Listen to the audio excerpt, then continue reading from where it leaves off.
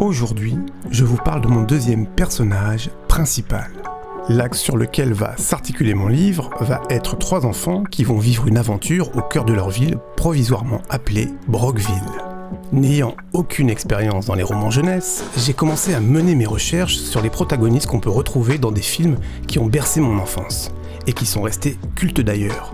En voyant certaines de mes références, vous allez vite vous rendre compte que je n'ai pas 20 ans, ni même 30 ans.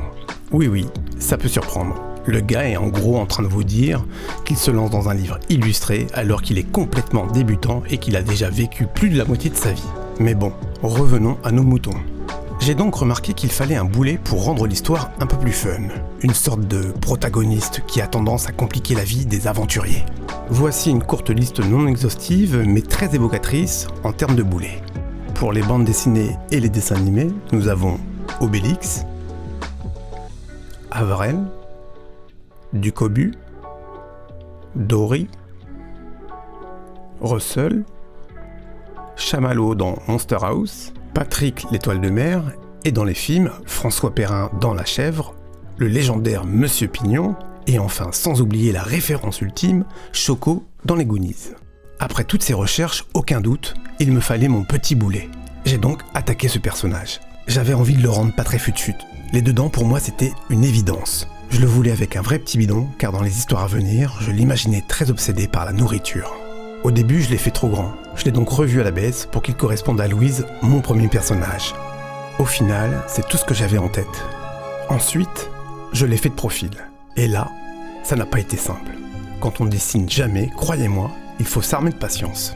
Je l'imaginais un peu en forme de poire, avec une légère prognathie inférieure. J'ai attaqué ensuite la position 3/4, et là, oh là là, j'ai vraiment rencontré des difficultés. Une des positions les plus difficiles quand on dessine jamais. Et enfin, j'ai terminé avec la vue de dos, évidemment la plus facile. Ensuite, comme pour Louise, je l'ai mis en situation pour les premières pages de mon livre, pour la présentation des personnages. Je ne voulais pas le mettre sur une balançoire comme Louise, j'avais une idée un peu plus fun. J'ai donc commencé par le Vautruche, oui, une idée de ma femme, encore elle. Lorsqu'on dessine, les idées fusent. J'ai remarqué que l'idée du départ est bien souvent loin du résultat final. Je voulais tout de suite mettre l'accent sur sa gourmandise. J'ai donc dessiné une grosse cuisse de poulet, que j'ai ensuite glissée entre les griffes de mon Vautruche. En le voyant, ma femme m'a donné l'idée de l'appeler Bernie. Oh, j'adore. Et j'ai fini par le décor en attendant la mise en page finale de mes 3 héros. Et voilà, Bernie est né.